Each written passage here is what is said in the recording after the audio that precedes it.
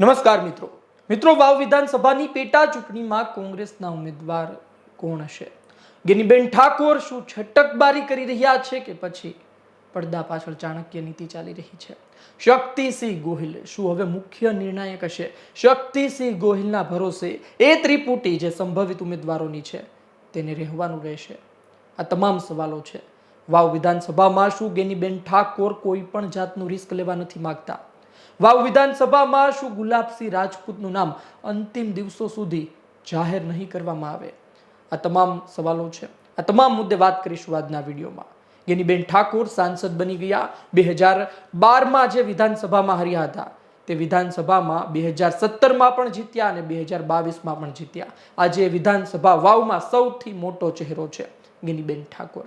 પાછળ ફરીને જોયું નથી. આજે સાંસદ છે, બેઠક ખાલી પડી છે અને આ બેઠકમાં તે કોને આશીર્વાદ આપશે? કોંગ્રેસના ઉમેદવાર કોણ હશે? એક સવાલ છે, એક ચર્ચા રહી છે.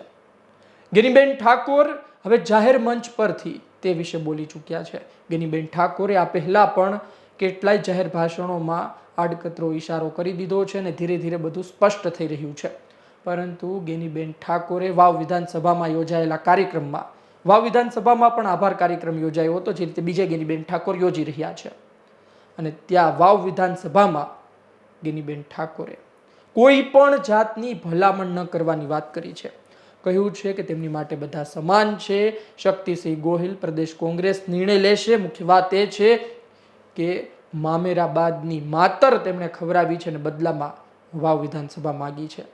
ગેનીબેન ઠાકોરે પહેલા શું કહ્યું પહેલા તમે તે સાંભળો, ત્યારબાદ ગેનીબેન ઠાકોરના આ શબ્દોની આડકતરા ઈશારાની ચર્ચા કરીએ. ત્યારબાદ શક્તિસિંહ ગોહિલ, અમિત ચાવડા, ગુલાબસિંહ રાજપૂતે શું કહ્યું અને તેનો ઈશારો કઈ તરફ છે એ પણ સાંભળીએ. પહેલા ગેનીબેન ઠાકોરે શું કહ્યું એ સાંભળી લો. આ વિધાનસભાની પેટા ચૂંટણી આવવાની છે. આજે ત્રણેય જેટલા ઉમેદવારો આપણા ભારતીય જનતા પાર્ટી જેટલા ઉમેદવારો નથી.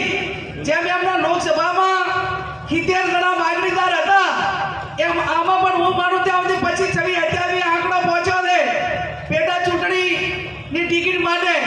હું આ વિધાનસભાની જનતાને બે હાથ જોડીને વિનંતી એટલી કરું કે કદાચ મેં રાજીનામું ના આપ્યું હોત તો હું 2027 સુધી ધારાસભ્ય તરીકે રહેવાની હતી. તો મારો પોતાનો અધિકાર છે અને મામેરું જમાડવું એટલે તમારે મને કંઈક આપવું પડે એવી પ્રણાલિકા છે. એટલે મારે મામેરામાં તમારું બીજું કાંઈ નથી જોતું. કોંગ્રેસ પાર્ટી મોવડી મંડળ જે પણ ઉમેદવાર મૂકે એને 3.5 વર્ષ માટે ધારાસભ્ય ચૂંટજો. તો હું મામેરું જમાડવા ગઈ હતી અને તમે મને ઓઢવણી ફેરવણી કરી છે એ બદલ હું તમારો આભાર માનીશ. બાપુ, મારું બેટું સૌથી અઘરામાં આમ તો મોવડી મંડળને અમે ઘણી વખત કહેતા હોય કે અરે ટિકિટ ઉત્તર જાહેર કરતા નથી. મને હવે ખબર પડી કે ટિકિટ જાહેર કરવી, ટિકિટ આપવી અને એનો નિર્ણય લેવો કેટલો અઘરો છે. મને હવે બાપુ થોડી ખબર પડી કે આ બહુ અઘરું કામ છે. કે આપણે બીજા પાસે કહીએ તમે જાહેર કરો પણ જો આટલું છે તો કરો જ લો. શરૂઆતમાં તો એક નામ નક્કી કરીને મને કે બાપુ કે આપો, તમે કહેતા હતા ને કે જાહેર કરો તો તમે આ એકનું ના કરી કહેતા હોય, આટલું ના કરી કહેતા હોય તો અમારે આટલું બધું કઈ રીતે કરતા. એટલે ખરેખર જે આ ટિકિટની ઓથોરિટી છે એમને તો હું અભિનંદન આપું છું અને હું ધણીધર ભગવાનને મા નડેશ્વરીને પ્રાર્થના કરું અને એમને વચ્ચે રાખીને કહું છું કે મારા માટે બધા હરખા છે. જે ટિકિટ માગે એને હું એકેયને તમારી પાસે ભલામણ નહીં કરું. લોકોનો અભિપ્રાય લીધો અને મોવડી મંડળ તમે જેને ટિકિટ આપો એના માટે હું આકાશ પાતાળ એક કરીશ એની પણ આપ સૌને હું ખાતરી આપું. આપે સાંભળ્યું કે ગેનીબેન ઠાકોરે શું કહ્યું. કોઈ પણ જાતની ભલામણ તેઓ કરશે નહીં. કોંગ્રેસ જેને મૂકે તેને જીતાડશે. કોઈ પણ જાતના ભેદભાવમાં તેઓ નથી. તેની માટે દરેક સમાન છે તેવું તે જાહેરમાં સાબિત કરવા ઈચ્છતા હતા. ગેનીબેન ઠાકોરે પણ કહ્યું કે મામેરું ભર્યું બનાસકાંઠાના લોકોએ માતર તેમણે ખવડાવી. હવે બદલામાં વાવ વિધાનસભા માગી રહ્યા છે. કેટલાય લોકો કહી રહ્યા છે કે ગેનીબેન ઠાકોરે રીતસરની છટકબારી કરી લીધી છે. ગેનીબેન ઠાકોર કોઈ પણ જાતનું રિસ્ક લેવા માંગતા નથી. ગેનીબેન ઠાકોરને ખબર છે કે આજે જવાબદારી લઈએ, આજે કહે અમુક હું કહું તેને જ ટિકિટ આપો એ બાબતે અડગ રહી અને કાલ સવારે હારે તો હારની બંદૂક તેમના જ ખભે ફૂટે. ગેનીબેન ઠાકોરની છટકબારી પાછળ પણ લોકો ચાણક્ય નીતિ કહી રહ્યા છે.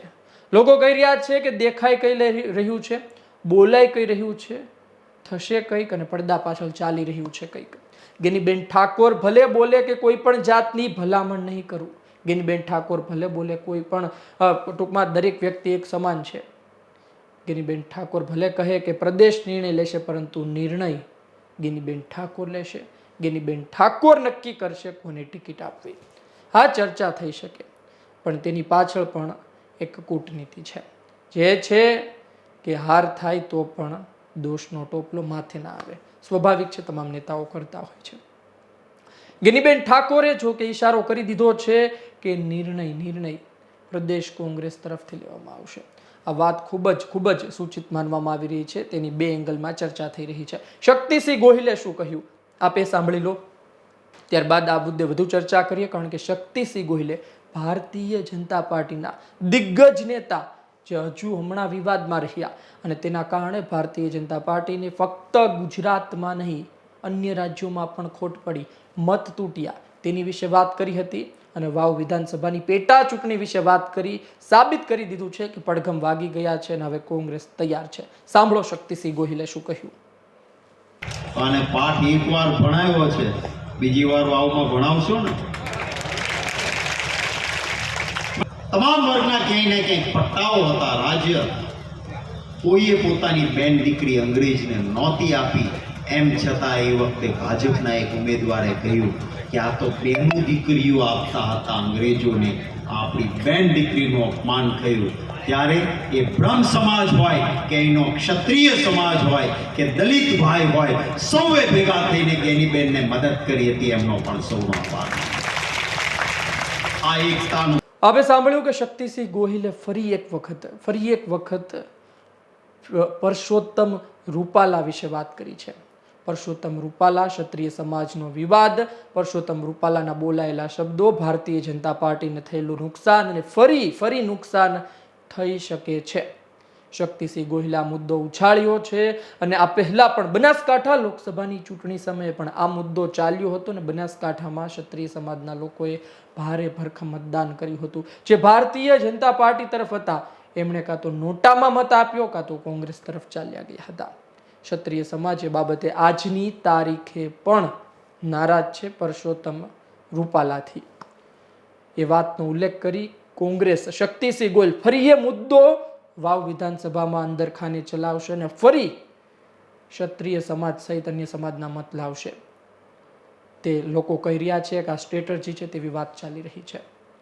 એક વાત એ પણ છે કે તેમણે કહી દીધું ભારતીય જનતા પાર્ટીને ફરી પાઠ ભણાવવાનો છે, ઉમેદવાર કોઈ પણ હોય. એટલે કે વાવ વિધાનસભાની કેટલી ચિંતા તેમના મનમાં પણ છે તે સાબિત થઈ રહ્યું છે. ભૂતકાળમાં ઘણી વિધાનસભાની ચૂંટણી થઈ છે, કેટલાય ધારાસભ્ય આપ્યા તેની ઉપર ચૂંટણી થઈ, પરંતુ પેટા ચૂંટણી જ્યાં કોંગ્રેસનો ધારાસભ્ય હોય જે સાંસદ બન્યો હોય અને પછી ત્યાં ચૂંટણી થાય એ વાવ છે. આ પહેલા ચિરાગ એટલે પોતે પક્ષ પલટો કર્યો, અર્જુન મોઢવાડિયા, સીજે ચાવડા આ સહિત ચિરાગ કાલેરિયા આ સહિતના નેતાઓનું નામ છે. ભૂતકાળમાં પણ ઘણા હતા, ખંભાતના ધારાસભ્ય સહિત આ તમામની વાત છે. પરંતુ આ તો પોતે લોકસભામાં ગયા હોય પછી બેઠક ખાલી પડી હોય તો આ બેઠક તો હાથમાંથી ન જાય, એ કોંગ્રેસ પ્રયત્ન કરે, સીધી વાત છે. અમિત ચાવડાએ પણ નિવેદન આપ્યું. અમિત ચાવડાએ કીધું ગેનીબેન ઠાકોરની ખોટ વર્તાઈ રહી છે.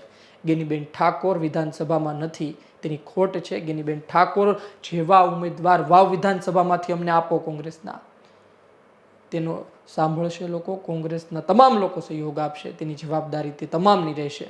અમિત ચાવડાએ શું કહ્યું પહેલા આપ એ સાંભળી લો. વાવ વિધાનસભા વિશે તેમણે વાત કરતા શું ઈશારો કર્યો. અમારે તો એક તકલીફ એ પણ થઈ કે તમે બધાએ તો લોકસભામાં ગેનીબેનને ચૂંટીને મોકલી દીધા, અમારે વિધાનસભામાં બોલવા વાળી, લડવા વાળી એક અમારી ઝાંસીની રાણી હતી કે એની આજે ખોટ પડે છે. હમણાં 3 દિવસનું સત્ર મળ્યું, બેનની ખોટ પડી કે જો બેન હોત તો તમારા વાવ વિધાનસભાના પ્રશ્નો માટે તો લડે, બનાસકાંઠાના પ્રશ્નો માટે તો લડે, પણ ગુજરાતમાં ક્યાંય પણ કોઈ ગરીબ મધ્યમ વર્ગના લોકોની વાત હોય, ક્યાંય પણ કોઈને અન્યાય થતો હોય તો એનો અવાજ બનવાનું કામ ગેનીબેન વિધાનસભામાં કરતા હતા. પણ આજે એક દુઃખ સાથે ગૌરવ પણ છે કે ભલે વિધાનસભામાં નથી બોલતા પણ એ અવાજ આજે દેશની પાર્લામેન્ટમાં ગુંજી રહ્યો છે. અને એટલા જ માટે તમને વિનંતી કરો કે આવનારી પેટા ચૂંટણી આવે ત્યારે ફરી પાછો વાવ વિધાનસભાનો અવાજ વિધાનસભામાં ગુંજતો કરવાનો છે કે નહીં? જે લોકો સંમત હોય કે કરવાનો હોય ને જે લોકો કહેતા હોય કે આજે આ વરસાદના અમી છાંટણા થયા છે, બેને મામેરામાં ફરી માંગ કરી છે, એને પૂરી કરીશું. આ બંને બે હાથ જોડીને કહો કે પેટા ચૂંટણીમાં કોઈ પણ ઉમેદવાર આવે, કોઈ પણ સમાજનો હોય, એ કોઈ સમાજનો ઉમેદવાર નથી, એ વાવ વિધાનસભાના લોકોનો કોંગ્રેસ પક્ષનો ઉમેદવાર છે.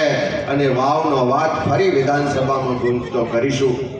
એની સામે અમે પણ ખાતરી આપીએ છીએ કે અહીંથી તમે વાવનો ધારાસભ્ય ચૂંટીને મોકલો, એ કોંગ્રેસના પંજાના નિશાન પર ચૂંટીને આવેલો ધારાસભ્ય, એની તમામ ત્યાં જવાબદારી અમે અહીં મંચ પર બેઠેલા લોકોની છે. અને જે રીતે જ્ઞાનીબેન તમારા માટે લડતા હતા, એ રસ્તા માટે હોય, પાણી માટે હોય કે બીજા બધા જ પ્રશ્નો માટે, આવનારા સમયમાં એ તમારો ધારાસભ્ય પણ મજબૂતાઈથી લડશે ને એના જામીન થવા માટે અહીંયા.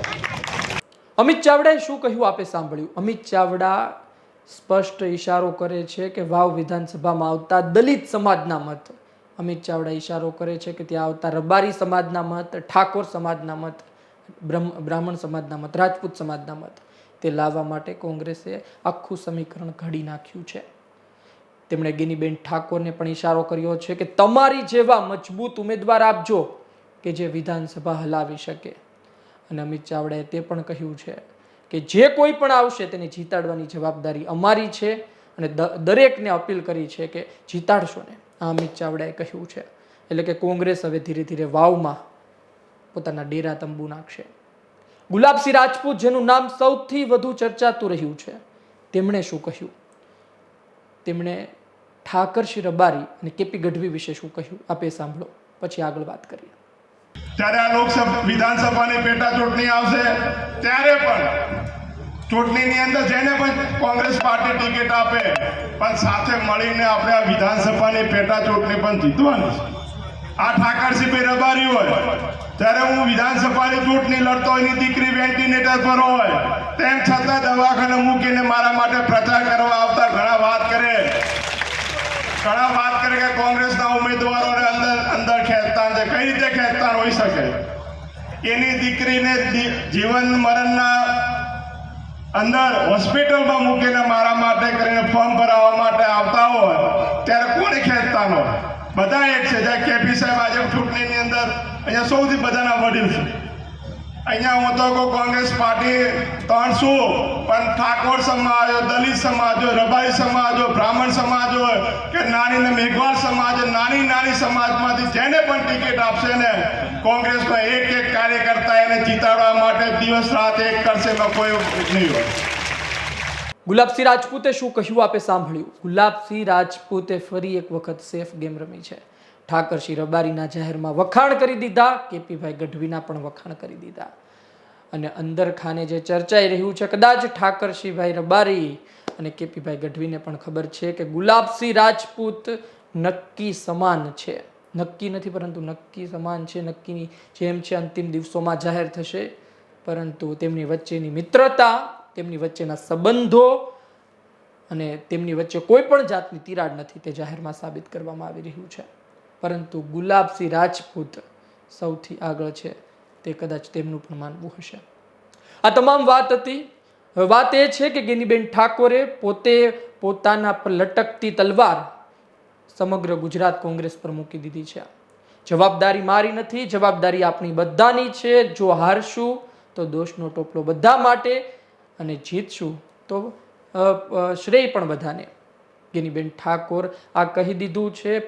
પોતે તેમના પર જે વાત થઈ રહી હતી કે ગિનીબેન કહેશે તેમ થશે, પરંતુ હારનું વિચારી ગેનીબેન ઠાકોરે આ છટકબારી કરી હોય તેવું લાગી રહ્યું છે. અંદર ખાને પિક્ચર અલગ હોઈ શકે છે. આપનું શું કહેવું છે કોમેન્ટ બોક્સમાં લખો. ત્રિપુટી કેપીભાઈ ગઢવી, ગુલાબસિંહ રાજપૂત, ઠાકરસિંહ રબારી, આ ત્રણમાંથી કોની ટિકિટ મળી શકે છે? શું પ્રદેશ કોંગ્રેસ નિર્ણય લેશે કે પછી ગેનીબેન ઠાકોર નિર્ણય લેશે? શું જે કોઈ પણ ઉમેદવાર હશે તે જીતી શકશે? કારણ કે ભારતીય જનતા પાર્ટી પણ મેદાને છે. બદલાની વાત છે, સ્વાભિમાનની વાત છે અને સામે ગેનીબેન ઠાકોર માટે પ્રતિષ્ઠાની વાત છે. સાંસદ બન્યા બાદ સૌથી પહેલો પડકાર છે. આ પડકારમાં જો ગેનીબેન ઠાકોર ઉણા ઉતરે તો ગેનીબેન ઠાકોરની છબી જેટલી મજબૂત થઈ છે તેને તેટલું જ ડેમેજ પણ થઈ શકે છે. આપનું શું કહેવું છે? કોમેન્ટ બોક્સમાં લખો. આપના અભિપ્રાયની રાહ રહેશે. આ વિડીયો પસંદ આવ્યો હોય તો લાઈક શેર કરવાનું ચૂકતા નહીં. મને આપશો રજા. નમસ્કાર.